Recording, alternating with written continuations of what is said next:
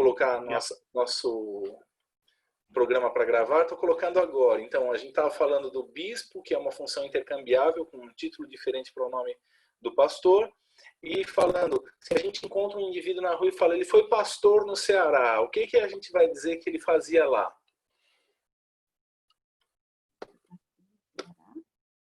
Pastor no Ceará. Tá, foi pastor no Ceará, o que ele fazia? Pastoreava as ovelhas. Isso, muito bem. Se estivermos falando dentro de um âmbito religioso, a gente vai entender que aquele indivíduo é um indivíduo que apacenta pessoas e não mais, né? Então, essa ideia de pastor é daquele cuidado de estar junto com aquele povo, de estar junto com as pessoas, de bispo, de um supervisor que observa, cuida cautelosamente do trabalho. E ancião de alguém que carrega consigo a sabedoria de alguém que já viveu bastante. Eu sei que não é o caso, porque nossa diferença de idade nem é tão grande. Mas, por exemplo, se a gente parar para pensar na nossa igreja, quem seria o ancião da nossa igreja, no sentido do pastor mais velho? O pastor. No sentido do pastor mais velho, quem seria? Pastor Mark. Pastor Mark, né? E eu seria um pastor mais jovem. Não. Diga, Lailton. Eu seria o... Não, o irmão é mais velho que eu. Ah, é? Bem mais, irmã Terezinha. Ele tem uns 30 anos a mais que eu. Ah, não. Eu tô falando pastor. Não, Lailton. Tá certo. Irmãos, vamos avançar também, um pouco. Alguém gostaria de dar alguma outra contribuição? É que nós já, no estudo de 1 Pedro, nós também falamos sobre essas designações já, né? Sobre lá no capítulo 5 de 1 Pedro, quando Pedro fala presbíteros, né? Ah, é. Que é a mesma designação também, semelhante a pastor e ancião, bispo, não é? Sim. A ideia de presbítero é de administrador, né? Muito bem. Vamos avançar um pouquinho aqui. Eu perguntei para os irmãos, ou pedi, melhor dizendo, para você olhar aí para o capítulo 1 e dizer para mim quais expressões ou quais palavras o apóstolo utiliza, ou quais palavras o apóstolo faz uso que revelam o fato de que essa é uma carta muito pessoal. Quais são as palavras? Qualquer um dentre os irmãos pode falar. Versículo 7, ele diz, porque vos trago no coração. Ou seja, ele está falando de alguma coisa que está dentro dele, né? Um tipo de vínculo de amor com o povo da igreja de Filipos. Tem uma... Saudade, né? Aonde? Versículo 8. Pois minha testemunha é Deus da saudade que tenho. Mas existe alguma outra expressão que mostra que é bem pessoal? O versículo 3 também, pastor. Dou graças ao meu Deus. Ou seja, ele era grato para com Deus, pela igreja. Mas tem mais alguma expressão além dessas? Eu não estou procurando nenhuma específica. Eu só quero saber se os irmãos estão olhando para o texto sagrado e entendendo. Eu acho que o fato é que ele sempre orava por eles. Mesmo que ele estava longe, ele não esquecia deles e ficava orando. Exatamente, é uma expressão, né? Ele sempre estava orando por eles. Mas eu quero que vocês notem, e todas as respostas estão bem colocadas, mas eu quero que os irmãos notem. Ele sempre fazia com alegria súplicas, né, por aquele povo. Ele tinha os irmãos no seu coração em todas as situações, fosse quando ele estava pregando, né, ele usa a expressão defesa e confirmação do evangelho. Havia certamente oposição, então ele precisava lidar com isso. E também, mesmo quando ele estava em cadeias, ou melhor dizendo, preso, ele estava em Roma, preso, o que acontece é que lá no ano 61, ele dentro de uma cadeia romana, ele trazia os filipenses no coração, né? Mais que isso, ele diz que Deus sabia da saudade que ele tinha daqueles irmãos da igreja de Filipos, e também ele fazia uma oração constante. Isso está aqui no capítulo 9, no versículo 9 do capítulo 1. E também faço esta oração, que o vosso amor aumente mais e mais em pleno conhecimento e toda percepção. E a ideia aqui é discernimento, né, com a finalidade deles analisarem ou aprovarem as coisas excelentes, ou seja, serem criteriosos para fazerem distinção entre assuntos que eram de fato importantes e coisas secundárias. Alguém mais gostaria de dar mais alguma contribuição? Ou fazer alguma pergunta? O versículo 14. Não chegamos lá ainda. Vamos chegar. Eu pensei que nós estávamos escolhendo versículo. Eu não leu ainda. Não, é só esse primeiro parágrafo. Mais alguém gostaria de dar alguma contribuição ou levantar alguma questão? Muito bem, então vamos para o próximo parágrafo. Eu pedi para ler, que é em Irmãos, versículo 12 até o versículo 18. Para quem lê? Um homem por nome Lailton. Muito bem. Quero ainda, irmãos, cientificar-vos de que as coisas que me aconteceram têm antes contribuído para o progresso do Evangelho, de maneira que as minhas cadeias em Cristo se tornaram conhecidas de toda a guarda pretoriana e de todos os demais. E a maioria dos irmãos, estimulados no Senhor por minhas algemas, ousam falar com mais desassombro a palavra de Deus. Alguns efetivamente proclamam a Cristo por inveja e porfia. Outros, porém, o fazem de boa vontade. Estes por amor, sabendo que estou incumbido da defesa do Evangelho. Aqueles, contudo, pregam a Cristo por discórdia, insinceramente, julgando suscitar tribulação às minhas cadeias. Todavia, que importa? Uma vez que Cristo, de qualquer modo, está sendo pregado, quer por pretexto, quer por verdade, também com isto me regozijo. Sim, sempre me regozijarei. Muito bem. O irmão Sebastião tinha uma questão no versículo 14, e você, enquanto vai lendo e ouvindo, pode cogitar suas questões e apresentá-las. O pastor Ailton falou exatamente aquilo que eu ia perguntar. Perguntar não, comentar, não, porque a maioria dos irmãos estimulados no Senhor por minhas algemas. Quer dizer, ele estava preso, mas o pessoal estava com ele ainda. Ousam falar com mais desassombro a palavra de Deus. O pessoal não tinha medo de comentar a palavra de Deus em qualquer lugar. Sim, mas precisamos... o que a gente precisa entender é por que eles estavam fazendo isso. Não entendeu por que eles estavam fazendo isso? Está ruim a comunicação. Então, o que eu espero que o irmão possa entender. Está ouvindo melhor agora? Sim. O irmão entendeu por que razão os irmãos de Filipos, ou melhor dizendo, os crentes de maneira geral, estavam falando com mais desassombro a palavra de Deus? Porque estava vendo ele preso. Mesmo assim, eles estimulavam a palavra.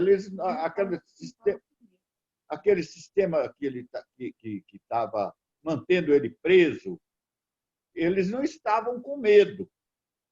Então, declarava a palavra de Deus sem assombramento nenhum. Não tinham medo. A ideia aqui, irmão Sebastião, é que a prisão de Paulo, ela, em lugar de trazer terror para aqueles que estavam fora da cadeia e que eram crentes como Paulo, sim, ela estava trazendo encorajamento para os irmãos em Cristo, né? Que eles estavam cada vez mais falando e justamente encorajados pelo fato de o apóstolo estar preso, né? E isso era para eles uma coisa não boa no sentido de que, ai, que bom que Paulo está preso, mas boa no sentido do progresso do evangelho. Mais alguém gostaria de levantar ou colocar alguma questão? Encontra-se dois... Só um minuto. Um de cada vez. Primeiro o pastor Lailton, depois a irmã Josefa. Aqui nós encontramos dois grupos. Um que pregava para poder causar problema a Paulo, por inveja e porfia, querendo que ele fosse degolado, até mesmo degolado, né? Julgado logo. Olha só, esse Paulo é uma peste, olha o que ele está disseminando. Aí eles pregavam a Cristo para poder ver se Paulo, a cadeia de Paulo piorava. E outros, que é no verso 16, fazem de boa vontade, estes por amor, sabendo que estou incumbido da defesa do evangelho. Então, alguns faziam por amor a Paulo e a Cristo e ao evangelho, e outros faziam para poder, porque tinha ódio de Paulo, porque queria ver ele infeliz. O que eu posso dizer é que essas expressões eles faziam por ódio de Paulo, nós precisamos ser cautelosos só pelo fato de que o texto sagrado não fala isso, né? O que o texto sagrado diz é que eles faziam insinceramente, por inveja, porfia, sem boa vontade, por discórdia, sem sinceridade, com a intenção de que Paulo na cadeia sofresse. Isso é o que o texto diz, né? Utilizando a linguagem figurada assim, julgando suscitar tribulação às minhas cadeias. É isso que o texto diz. Agora, Sim, mas... o que é porfia?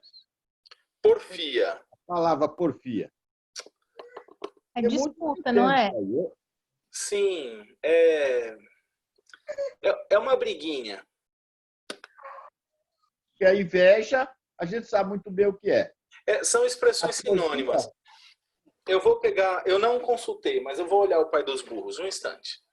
Contenda de palavras, discussão, disputa, polêmica. Obrigado, dona Anitta. Muito bem. Obrigado, dona Anitta. Porfia, está explicado. Definição do Google. Do Google? Ótimo. Como o Google é bom, né, pra gente. Fala de novo, que eu não entendi. Não ouvi direito. A senhora pode repetir, dona Anitta? Porfia significa contenda de palavras, discussão, disputa ou polêmica.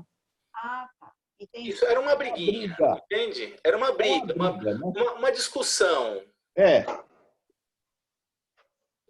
Certo? O que a irmã Josefa tinha uma questão. Pode falar, irmã. Pastora, já respondeu, já. Era porfia? Era o versículo 15. O pastor Laírton já explicou. Então, diga, irmã. Será que eles disputavam... Ai, peraí que eu perdi a pergunta que eu ia... eu sumiu da minha cabeça, vou lembrar. Desculpa. Estava na minha cabeça por que eles queriam fazer isso, mas eu vou lembrar de novo. Desculpa. Mas será que eram as pessoas que mais tarde estavam querendo... talvez eu estou confundindo passagens, né? Mas o que estavam querendo que eles se submetessem às leis judaicas, então eles estavam contra Paulo desse jeito. A senhora tem toda a razão. Havia uma disputa dos judaizantes, inclusive Paulo vai falar um pouco mais detalhadamente sobre como lidar com eles, e não só como lidar com os judaizantes, né, quando ele vai falar dos cães, da falsa circuncisão. Isso, como regra geral, a gente deve aplicar sobre os maus obreiros, a gente deve aplicar para as pessoas que estão trabalhando em nome de Cristo, mas muitas vezes não são exatamente de Cristo. Isso principalmente por aplicação. Mas aqui nós precisamos entender que os crentes fiéis da igreja de Filipos, para os quais o apóstolo Paulo está escrevendo, não nos termos de uma repreensão ou uma orientação mais dura, como fundador da igreja, a estes ele está dizendo, olha, tem alguns por aí que estão efetivamente proclamando a Cristo por razões, por motivações erradas. Por motivações erradas. Nós ainda não vivemos isso, espero que nunca vivamos. Eu sei que a dona Anitta sabe do que eu estou falando e quem já passou por igrejas maiores sabe do que eu estou falando. Por exemplo, vamos pensar que na igreja tivessem 5 pessoas para tocar piano, né? E houvesse um tipo eu sei que a irmã Josi também sabe dessa história, de coisas assim. E houvessem 5 pianistas. E houvesse uma disputa para ver quem delas é a melhor pianista das 5. Quando alguém está servindo a Cristo, deve fazer por que razão, senão o próprio prazer de servir a Cristo, né? A bênção, o louvor e a glória de Cristo. Mas pode haver alguém que está fazendo aquilo para seu próprio prazer, bênção e louvor de si mesmo? É claro que sim, né? Então, eu acredito que carrega consigo um pouco essa ideia, esse trecho que nós acabamos de observar, que alguns estavam pregando a Cristo, mas não era com as mesmas motivações do apóstolo Paulo, para que esta mensagem fosse divulgada, mas sim para, vamos usar uma expressão bem do nosso tempo, né? Para aparecer, insinceramente. Mas uma coisa tem que chamar a sua atenção mais do que as motivações erradas dessas pessoas. Se nós continuarmos a leitura, o pastor Lailton já leu, né? O apóstolo Paulo, ele dá um checkmate nessas pessoas, falando tão engraçado, né? Ele, na verdade, desmonta as intenções dessas pessoas, desbaratando da seguinte maneira. Ele diz assim: todavia, que importa? Uma vez que Cristo, de qualquer modo, está sendo o quê? Pregado. Também com isso me regozijo? Sim, sempre me regozijarei. Então eu digo que é engraçado, porque o pessoal está trabalhando para trazer sofrimento para Paulo. Né? Talvez esses judaizantes, esses falsos mestres estão pregando para dizer: nós pregamos mais do que Paulo, ele está lá preso e vocês têm que acreditar no nosso argumento, no que nós estamos falando. Mas o que acontece é que eles estão divulgando a palavra de Deus. Quero que você entenda. A palavra de Deus é a palavra de Deus, mesmo quando ela é pregada por uma pessoa que nem é convertida, ou que nem é crente, ou como dizia um pastor amigo meu, a palavra de Deus é a palavra de Deus até na boca do diabo. E ele explicava que se o diabo saísse por aí pregando, ele ia ganhar pessoas para Cristo e ele ia continuar sendo o diabo. E ele continuaria sendo perdido para toda a eternidade. Estou explicando isso só para dizer o seguinte: o prazer do apóstolo Paulo não era que eles estavam tentando causar sofrimento para ele ou coisa desse tipo. Era só e tão somente o fato de que o evangelho estava sendo disseminado. Estão pregando com as motivações erradas? Tudo bem. Deus não está levando em conta essa motivação errada e a palavra do Senhor não está perdendo efeito porque a motivação é errada. Né? Do contrário, jamais algumas pessoas teriam sido convertidas. Né? Alguns de nós ouvimos a mensagem de Jesus Cristo numa igreja que não pregava o evangelho verdadeiro. Né? Se a gente parar para pensar, como é que foi que Lutero foi convertido? Não foi meditando nas escrituras? Ele era o quê? Ele era um padre católico, ele não ficou lá. Mas mais do que essa história, eu já ouvi muitas outras. Eu tenho um livrete muito antigo chamado Cristo é assim, salva até padre, de um homem que era padre na igreja de Aparecida do Norte. Então, é uma série de histórias só para a gente compreender que a mensagem do Senhor é a mensagem do Senhor que salva o perdido e pecador, a despeito de quem está pregando ela, porque ela é poderosa nela mesma. Não por causa do indivíduo. Mais alguém gostaria de contribuir com alguma coisa ou a gente pode avançar para o próximo parágrafo? E é gostoso da gente pensar assim, quanto é encorajador ver o outro lado, né? Daqueles cristãos que foram encorajados, se tornaram mais corajosos. Exatamente. Né? Deixaram talvez o medo, até mesmo a timidez, sei lá, fico imaginando a cena, né? Eu já passei por aqui, eu fico sempre imaginando na minha cabeça a cena acontecendo, né? Se Paulo tá lá preso, tá pregando até para a guarda, a gente tem que pregar também, né?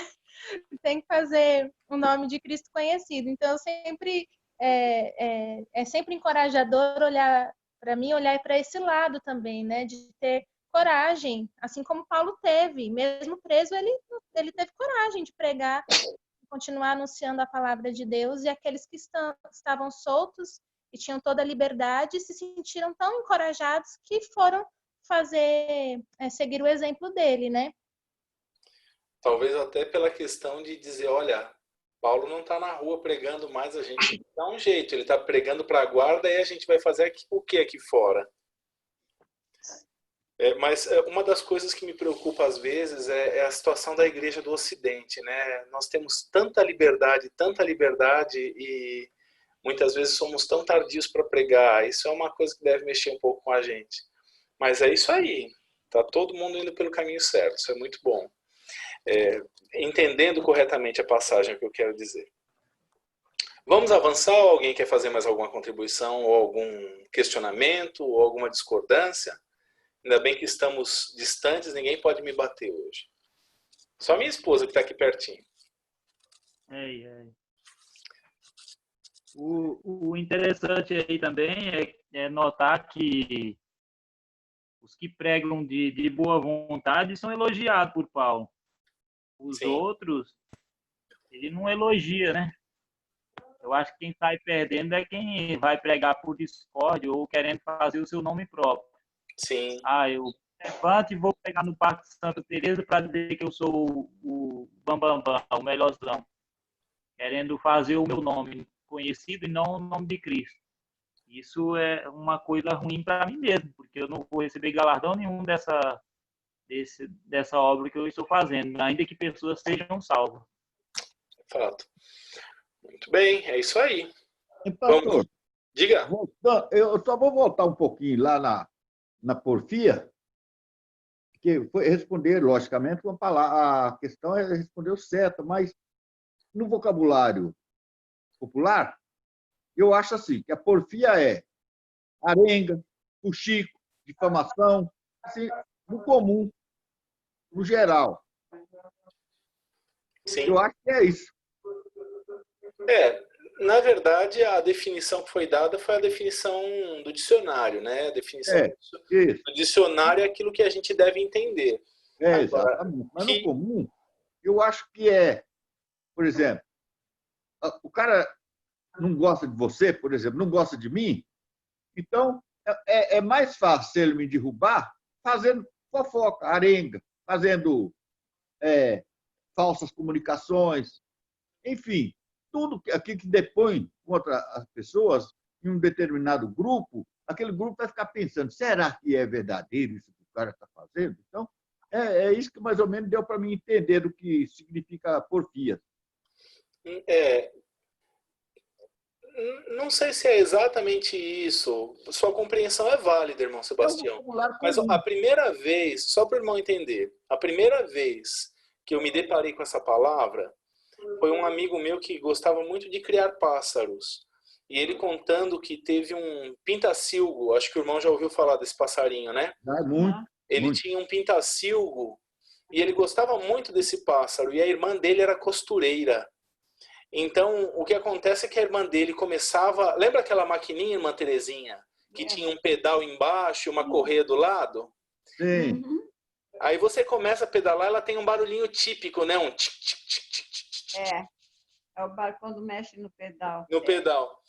A primeira vez que eu ouvi a palavra porfia foi nesses termos. Ele disse, o meu pintacilgo estava lá na gaiola e a diva estava costurando e à medida que ela acelerava no pedal da máquina, ficava lá o pintacilgo porfiando com a máquina. Né?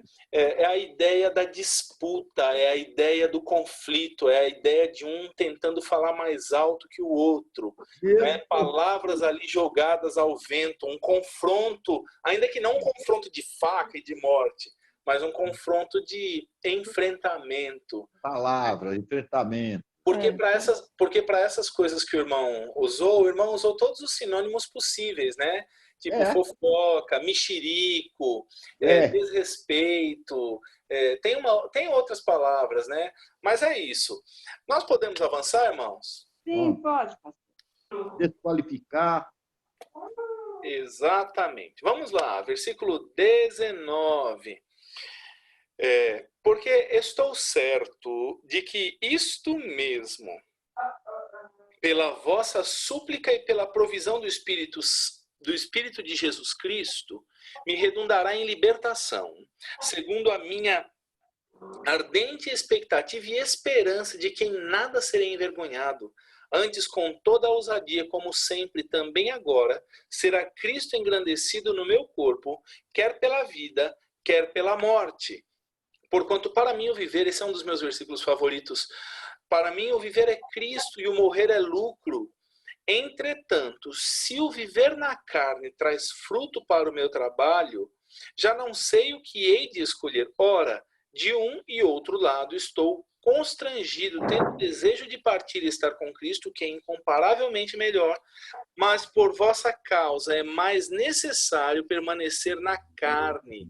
E convencido disso, estou certo que ficarei e permanecerei com todos vós, para o vosso progresso e gozo da fé, a fim de que aumente, quanto a mim, o motivo de vos gloriardes em Cristo Jesus pela minha presença de novo convosco. Vamos ver quais são as questões que os irmãos levantam aqui, ou se querem fazer alguma contribuição. Um de cada vez, não precisam todos dizer assim rápido, senão eu não entendo.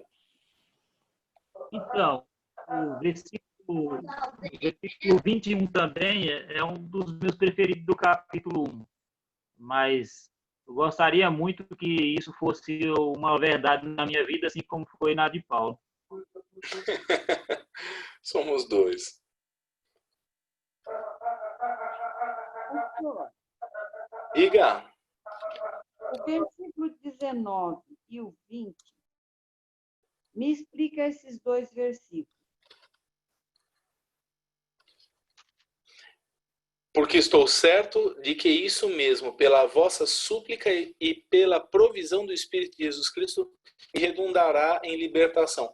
O apóstolo está dizendo aqui aos irmãos da igreja de Filipos que ele tinha absoluta certeza de que ele seria liberto. Ele estava preso, mas seria liberto. Era a certeza que ele tinha. Uma coisa que, né, talvez passou batido aí, e eu estou dando um passo para trás, ele está dizendo que no versículo 13, a gente passou um pouco rápido, ele está dizendo que as cadeias dele em Cristo se tornaram conhecidas de toda a guarda pretoriana e de todos os demais. Deixa algumas coisas aqui. Essa guarda pretoriana é como se fosse a cavalaria, a polícia especial seria o serviço de segurança especial do imperador romano e de autoridades. Eles fazem um local chamado Pretório, e ali eles prestavam assistência aos seus governantes. Por que é importante dizer isso? A linguagem é uma linguagem antiga. Eles eram como um tipo de tropa de elite, como os dragões da independência no Brasil. Sabe aqueles soldados vestidos de branco, quando os presidentes são empossados ou em pronunciamentos públicos? Seria essa guarda, seria uma guarda desse tipo, né? E o pretório romano era o lugar onde eles assistiam. Precisamos dizer isso para que os irmãos entendam que esta guarda, ela servia aos interesses do império, e as cadeias de Paulo se tornaram conhecidas dele.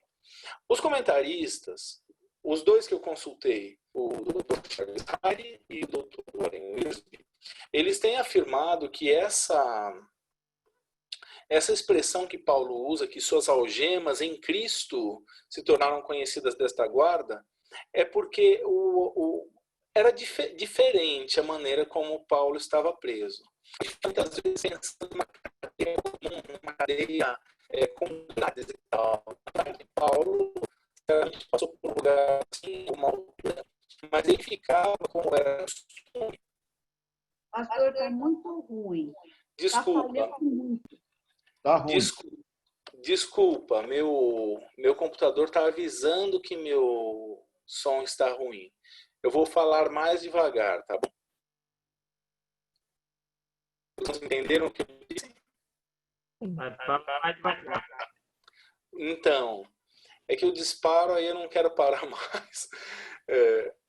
A coisa era assim, quando o apóstolo Paulo usa essa expressão que suas algemas em Cristo se tornaram conhecidas de toda a guarda pretoriana, ele está literalmente falando que as algemas dele, a prisão dele, que era num regime diferenciado do que hoje a gente imagina, não era uma cadeia comum, não era somente uma cadeia de grades, era aquele hábito que se tinha para presos especiais de deixar um guarda acorrentado com ele, preso com a mesma cadeia que ele. Ou seja, o camarada chegava e falava, ó, eu vou ser seu guarda hoje. Ou nem dizia nada, só trocava de vigia e ele trocava de algema. Segurava, soltava uma, prendia na outra, ou no pé ou na perna. Se esse cara não quisesse ouvir, ele estava perdido, porque o apóstolo Paulo começava a falar o evangelho. E um detalhe, ele não podia ser agredido, ele era guardado pela lei romana, de modo que sem um julgamento formal ele não poderia cumprir pena nenhuma, nem sofrer dano. Então, de modo que o camarada que estava ali acorrentado com ele era evangelizado na marra. Então, quando é dito que estas algemas se tornaram conhecidas da guarda pretoriana, e também não é como alguém brincou dizendo que essa guarda era composta só de soldados pretos, precisamos entender que a guarda pretoriana, na medida que eles iam se revezando no cuidado com o apóstolo, ia sendo evangelizada. E isso é uma cena tão gloriosa, tão maravilhosa. O camarada, ele em momento nenhum, ele entregou as pontas. Ele estava preso ali. O que ele fazia enquanto estava preso? Ele pregava. Talvez num lugar que ele jamais teria acesso se ele não fosse prisioneiro. Os irmãos entendem? É uma grande bênção. E que privilégio. Ele fez capelania. Capelania militar. Né? Não é uma brincadeira, é uma expressão válida, é uma ideia válida. Né? Quem pôs ele ali foi o próprio Deus, até o ponto dele evangelizar os da família de César. Né? Quando o livro termina, ele menciona estes fatos.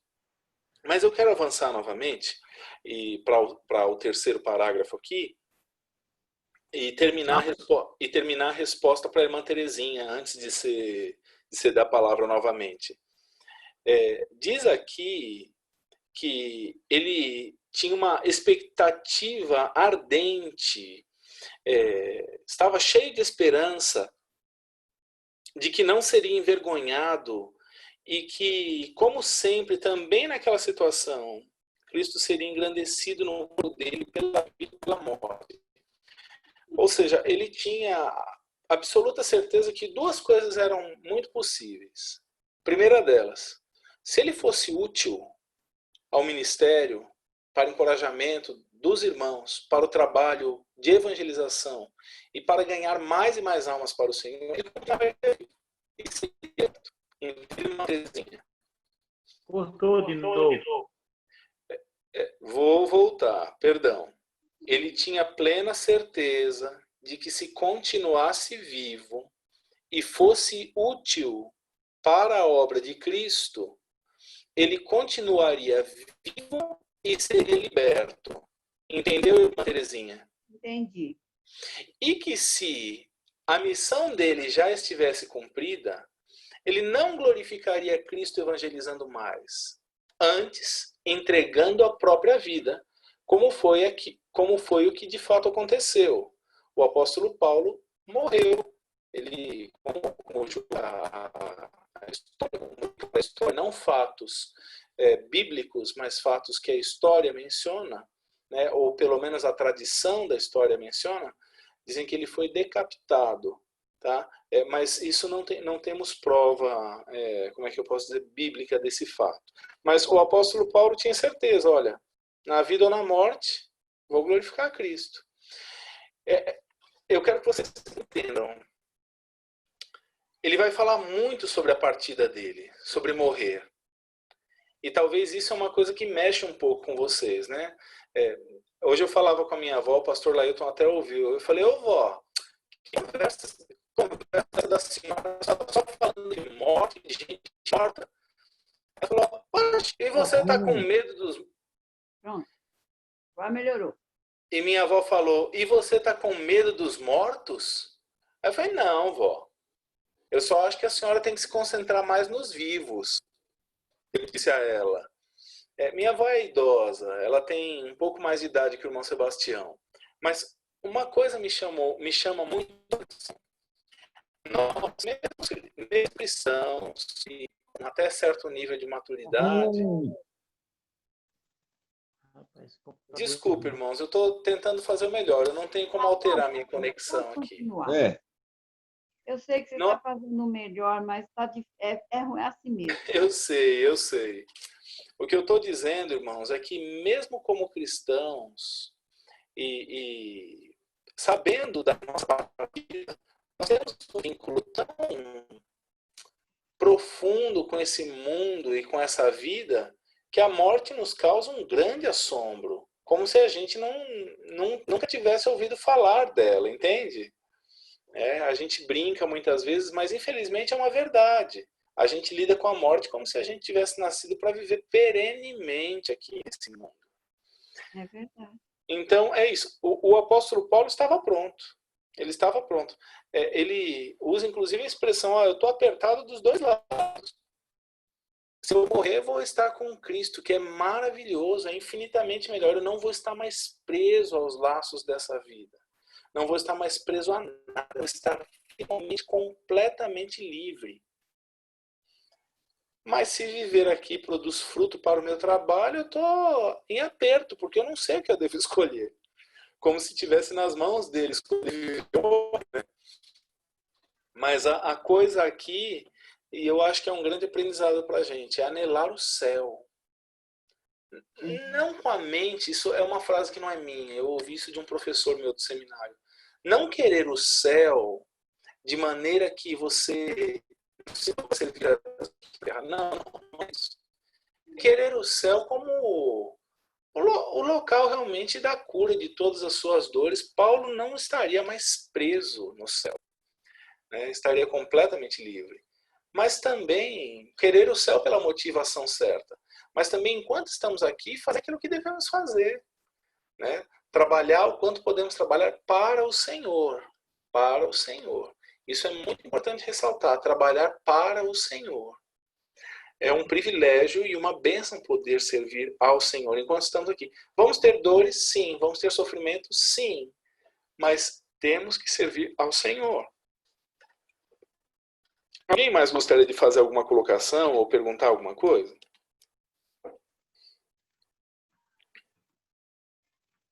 Um de cada vez.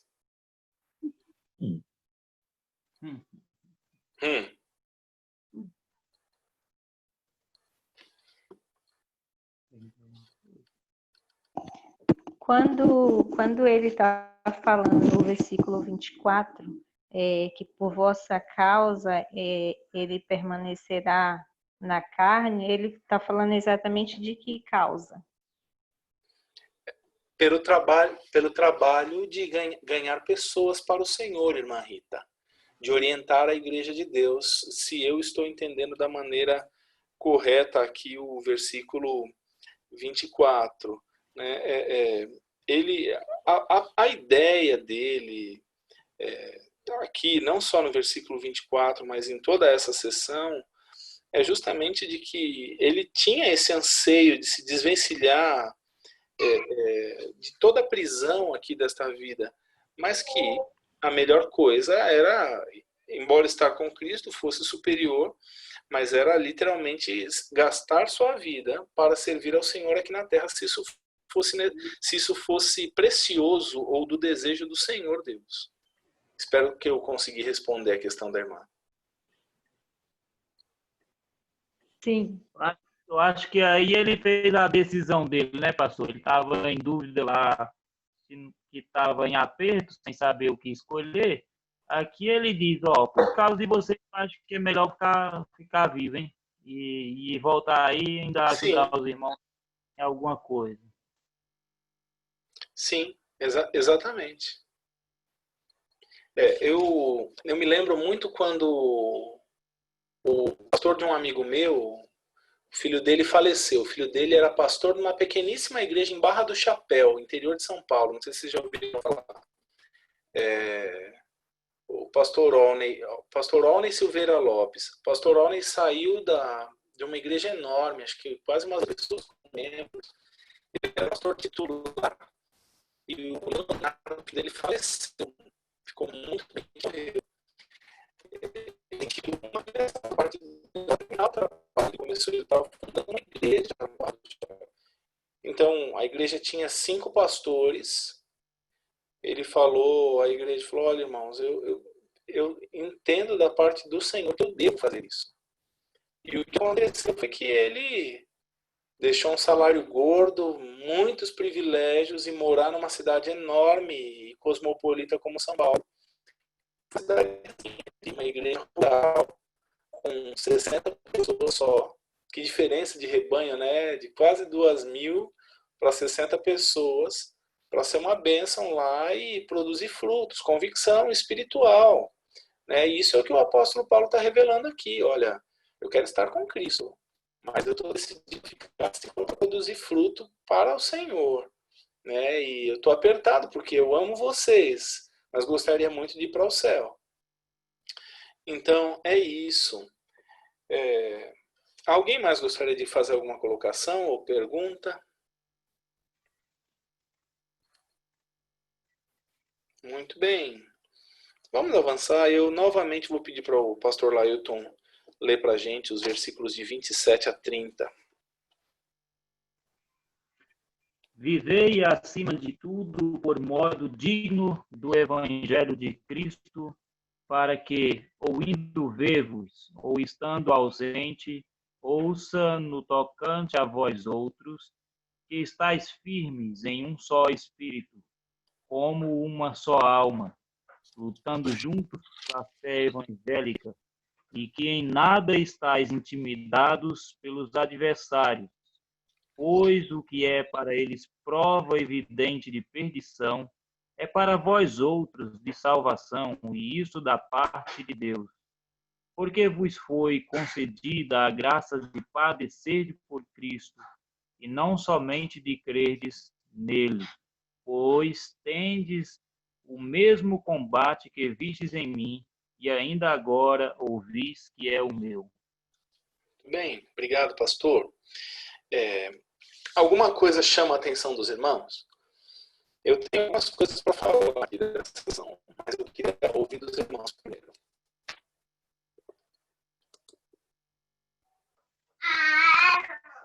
Exatamente, Augusto. Eu também penso assim. Muito bem. Quem vai dizer? Pela a fé evangélica. O que significa a fé evangélica? Perdão, irmã Afra, deu um cortezinho, eu não entendi direito. Esse primeiro versículo, 27.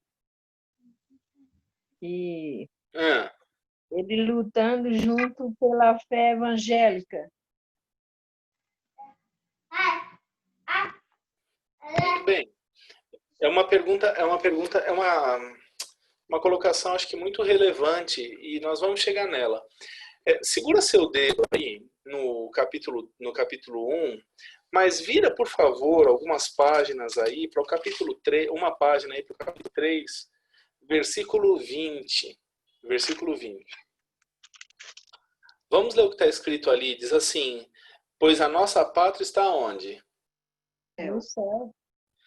Pois a nossa pátria está nos céus. de onde também aguardamos o Salvador, o Senhor Jesus Cristo. Eu conheço sei lá, uma dezena, talvez um pouco mais de irmãos norte-americanos e algumas pessoas de outros países.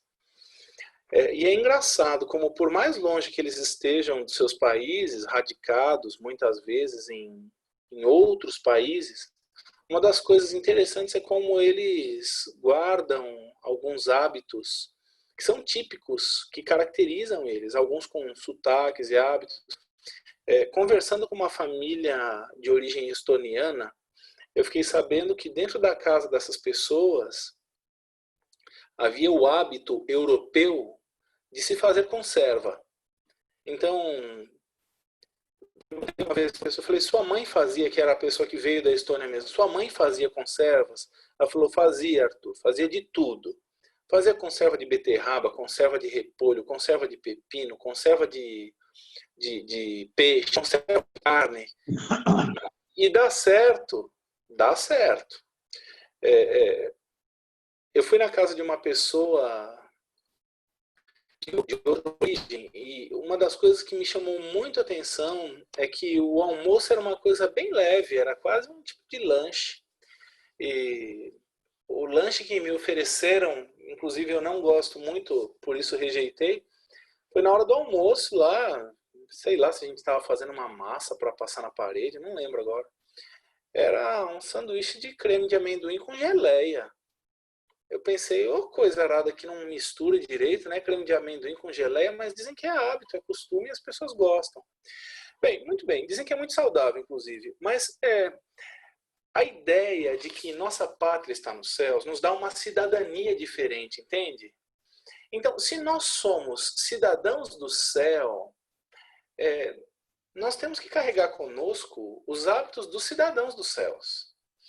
E lutar pela fé evangélica, e também, como diz no início do versículo, vivei por modo digno do evangelho, é realmente viver como cidadão do céu. E lutar pela fé evangélica é a mesma luta que o apóstolo Paulo estava tendo, sofrer o que for necessário para a divulgação e propagação do evangelho. Agora, é muito difícil para a gente falar hoje em dia de sofrimento, né, gente? Vamos ser sinceros. A gente sofre por muitas coisas. A gente sofre porque está sem comida em casa, porque não tem dinheiro. A gente sofre porque alguém ficou doente, porque um parente morreu. A gente sofre com essas coisas. Mas lutar pela fé evangélica ao ponto de sofrer por ela é uma coisa que hoje é até meio constrangedor para a gente que é cristão aqui no Brasil falar que estamos sofrendo. Hoje algum de vocês foi ameaçado só pelo fato de ser crente? Não. Sim ou não? Não. Que bom, né? Graças a Deus. Mas e aquela luta? Eu penso que hoje talvez a luta pela fé evangélica é uma coisa que tem mais a ver com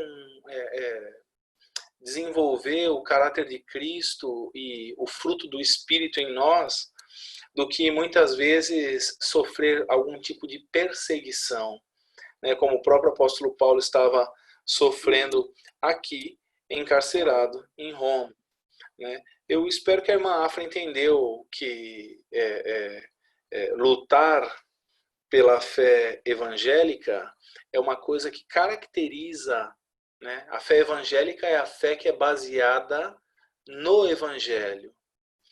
E a fé que caracteriza o cidadão do céu. Então, lutar por essa fé é lutar pela nossa cidadania, não no sentido de que temos que lutar para ir para lá, mas lutar pela fé que nós recebemos, por aquilo que cremos como verdade absoluta do Senhor. Espero que a irmã Afra entendeu. Eu consegui ser claro, irmã Afra? Conseguiu. Pois eu agradeço. Eu queria fazer a pergunta. Estava dizendo, né, pastor?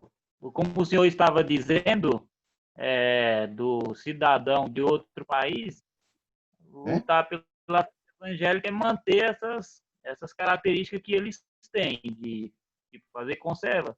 Então, o cidadão do céu vai manter a fé evangélica, o viver de Cristo em si mesmo, como esses outros irmãos aqui que estavam pregando o evangelho e defendendo o evangelho contra as falsas doutrinas de tipo, vamos pregar também que precisa ser circuncidado para ser salvo. Não, Sim, não. Vamos pregar que só em Cristo há salvação. sim. Hoje em dia, é uma coisa um pouco difícil, é até ruim de falar, mas é a grande realidade. Você vai ter seus relacionamentos limitados com certas pessoas por causa daquilo que você acredita. Não tem jeito. Infelizmente, outro dia eu achei tão engraçado aquilo, eu vi uma pessoa crente tentando dançar com uma pessoa descrente. Aquilo me chamou a atenção de uma maneira negativa, infelizmente. Eu pensei comigo, acho que até mostrei para o pastor Lailton e falei, tá vendo aí? Uma pessoa que não fazer coisa descrente. Porque esse cidadão que dançava era tão desengonçado, agarrado naquela outra pessoa, eu falei, meu Deus, mas não leva jeito para dançarino de jeito nenhum. E a coisa é mais ou menos assim. Nossa comunhão com as pessoas deste mundo, e mesmo com pessoas que se dizem irmãos, ela é limitada por aquilo que eles dizem que creem. Eu digo isso em razão do fato que hoje em dia a gente muitas vezes quer ser amigão de todo mundo é irmão, mas há pessoas que vão blasfemar de Cristo na nossa frente. E nós temos que ter uma postura bem firme e bem séria diante dessas coisas e não aceitar. Irmãos, o João Calvino uma vez disse que um cão não deixa de latir ao ver seu dono ser agredido.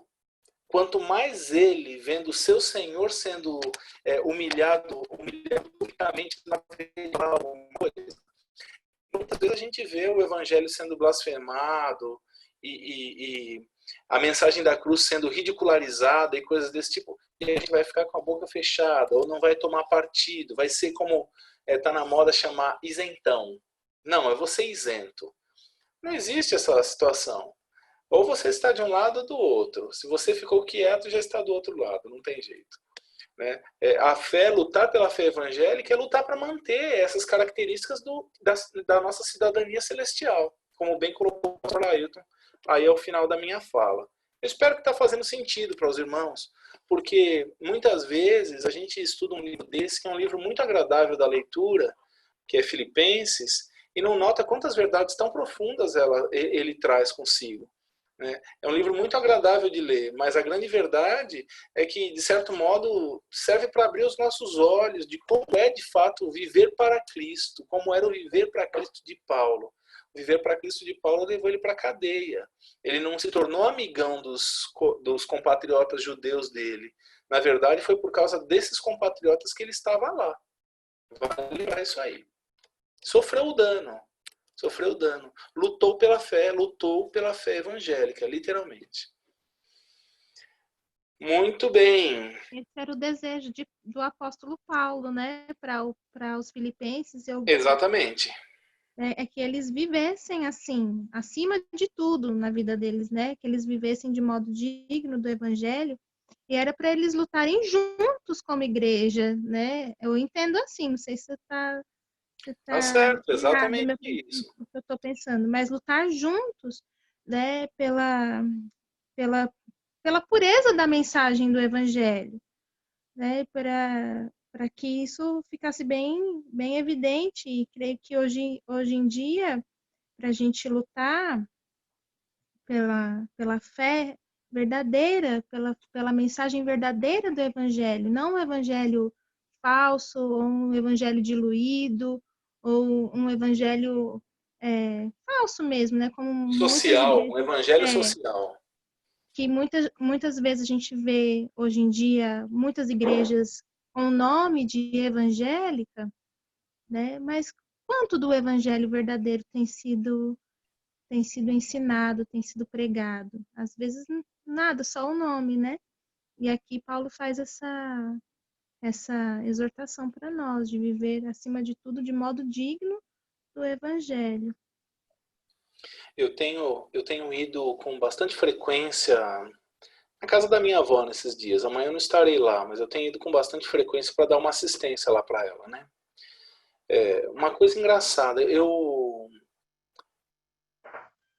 olhando os meus vizinhos antigos, né, que me acompanharam na minha juventude, tudo, eu estava vendo os muitos crentes que me lá da rua.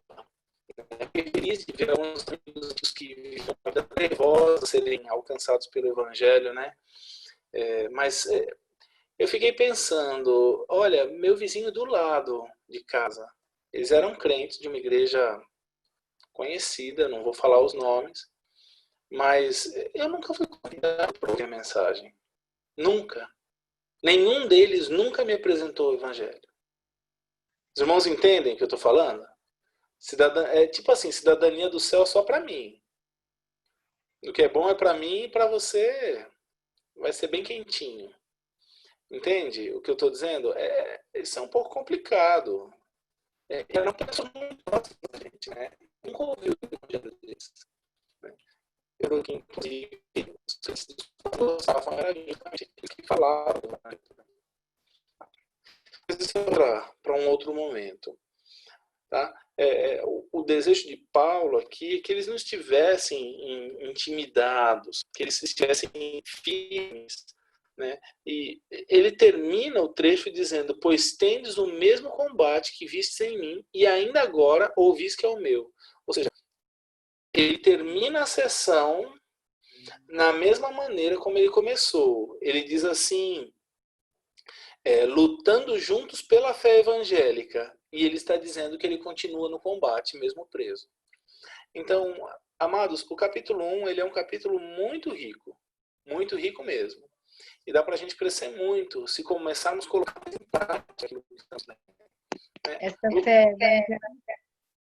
Essa fé evangélica é diferenciada, né? Que fé, todo mundo diz que tem fé, mas não é evangélica, né? Então, sim, irmã Afra, é exatamente isso, mas precisamos entender aqui que essa não é uma fé de acreditar, é uma fé em movimento, não é uma fé estática, não é um mero credo, como eu acredito que a senhora existe. É uma fé completa no sentido de deposição de todas as nossas esperanças e conceitos em Deus, na sua obra, naquilo que o próprio Cristo fez. Né? Irmãos, isso é uma coisa muito séria. Dizer, o Evangelho é tudo para mim. Jesus Cristo é tudo para mim. Enquanto isso não for realidade, não é fé evangélica. Sabe? A ponto de alguém dizer assim, se você negar Cristo, você vai ser ileso, senão você vai ser morto agora. E você acabar sendo morto por crer em Cristo. Isso é fé evangélica. Pastor, então tem que morrer para ter essa fé? Não. Tem que viver pelo modo digno do Evangelho, que é lutando o combate cristão, combate de defender a fé. Mais alguém gostaria de fazer algum acréscimo? Ou fazer alguma... Com relação... Eu queria falar do versículo 28. Sim. Já vou no ponto crucial. Pois o que é, para eles, prova evidente de perdição é para vós outros. Por que fala vós outros? É o próprio vocabulário dele, da época? Sim. Salvação, isso da parte de Deus. Quer dizer, vós outros seria os evangelizados, no caso? Não. O versículo aí, eu até conversei um pouco com o pastor Lailton hoje sobre essa sessão, sobre esse versículo. Esses vós outros são os filipenses. Entende? Ele está dizendo aqui, ó. E quem nada está intimidados pelos adversários. Quem? Os adversários do evangelho. Né? Falsos mestres, os judaizantes, aqueles que ele chama de cães, que pode ser numa análise como o pastor Mark tem feito, os próprios judeus, e é aquilo que ele crê, e pode ser uma referência geral a pessoas que queriam diluir o evangelho, misturar ele com alguma coisa, como no caso dos judaizantes que queriam misturar com o judaísmo, né? Se não fosse circuncidado não é salvo. Quando ele diz isso, e é acerca desses homens, ele fala em certa altura aqui no estudo de Filipenses, que já havia advertido contra eles, e agora ele falava até chorando, que eram inimigos do Evangelho. Esses adversários aqui, são pessoas que estão olhando para Paulo e dizendo assim, tá vendo? Ele estava pregando o evangelho, agora está preso. Né? É basicamente assim. Eu vou dar um exemplo. Profias de novo. Oi? Voltamos na profia. Nas porfias. Palavra de defamação. Isso. Lembrando que porfia é aquele atrito. Deixa eu concluir a ideia aqui. Você pega uma pessoa mundana e que não vive de conformidade com sua cidadania celestial. Essa pessoa ela está vivendo nesse mundo pensando em quê? Riqueza, sucesso, fama, bom nome. Entende? É o que uma pessoa mundana está pensando. Riqueza, sucesso, fama e bom nome. Essas coisas são boas? São.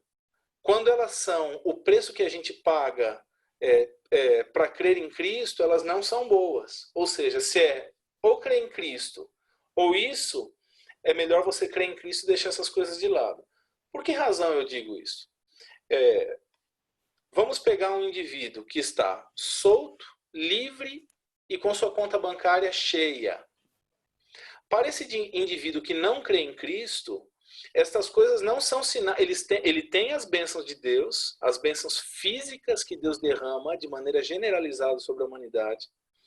Mas isso só servirá para ele de condenação ainda maior. Por quê? Ele desfruta de bênçãos nesse mundo, mas ele não crê em Cristo. Vamos para o outro lado. Pega um indivíduo sem dinheiro, pobre e preso. É o caso de Paulo. Aqui ele diz, estou abastecido, tenho tudo, tenho com fartura, desde que Epafrodito me trouxe às mãos a oferta que vocês me mandaram.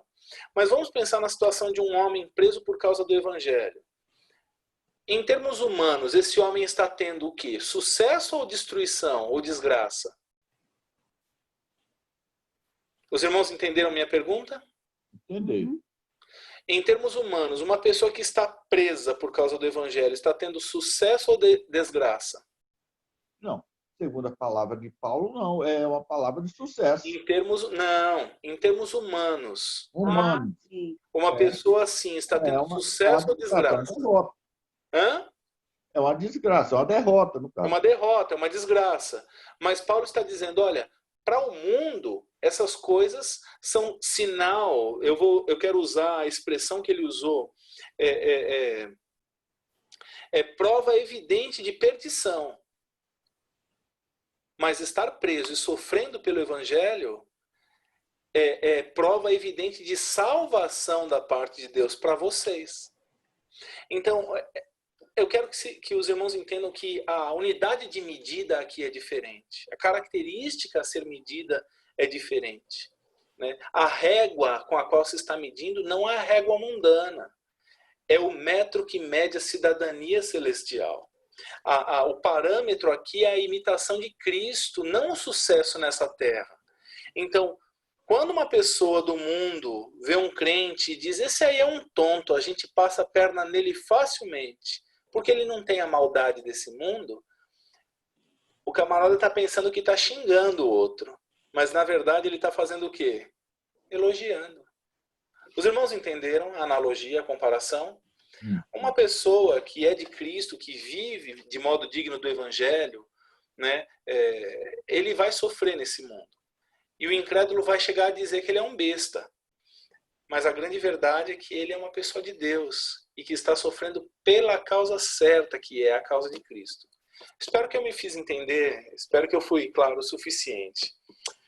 Tá bom, irmãos. Eu acho que já estamos falando há mais de 1 hora e eu quero encerrar nosso tempo agora, mas só se vocês não quiserem mais falar. Olha, pastor, nos dias de hoje a gente poderia comparar esse finalzinho aqui da defesa do evangelho com o famoso evangelho da prosperidade, né? Sim. Se Lailton está desempregado e não arruma emprego, está passando necessidade, Você tem que vir para a nossa igreja, aí você vai enricar, você vai ter carro, você vai ter isso, vai ter aquilo. Então, o evangelho para eles ali seria bem financeiro. Se não tem isso, você é um desgraçado. Sim.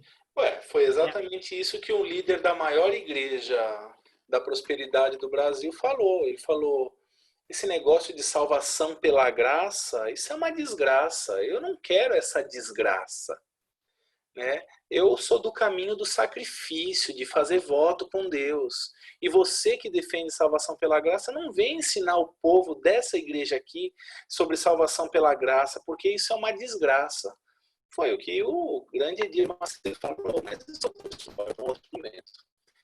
Então, irmãos, para encerrar nosso tempo, alguém queria tecer mais algum comentário ou nós podemos encerrar nosso tempo de estudo bíblico aqui? Podemos encerrar? Muito bem, eu sei que isso vai ficar gravado e vai subir para o YouTube. Eu quero agradecer o pastor Mark pela oportunidade de compartilhar esse tempo com os irmãos. Quero agradecer pelas contribuições dos irmãos com suas perguntas e colocações. E também agradecer a Deus o privilégio de poder me intrometer um pouquinho no estudo que o pastor Mark está dando aqui durante as terças-feiras. E agradecer você que chegou, viu? Ore pelo pastor Mark, pela boa saúde dele. A gente sempre tem orado, mas intensifica isso esses dias. Ora pela Terezinha, vamos orar pela irmã Josi, pela irmã Elô, tá bom? Deus abençoe cada um. Pela irmã Afra, que falou que está andando a pulso. Pois bem, irmãos, Deus abençoe, boa noite. Se quiser tirar o mudo e conversar um pouquinho, pode ainda. Boa noite, Senhor. Boa noite, irmãos. Boa noite, irmãos. Boa Bom noite. descanso. Até mais. O Deus irmão José Aldo veio? abençoe. Deixa eu ver se o irmão José Aldo veio. Não veio, não. Ah, Tinha muito serviço. está muito atarefado. Boa noite, irmã Afra. Boa noite, pastor. Boa noite, pastor Lailton, irmã Josi. Boa noite, Dá um gente. aperto bem apertado no Augusto e uma cosquinha no Kevinho, que ele tá muito gostosinho. Ô, irmã Terezinha, a senhora dá um beijo na cabeça do Sebastião aí, que fui eu que mandei, viu? Pode deixar que eu dou. Deus abençoe.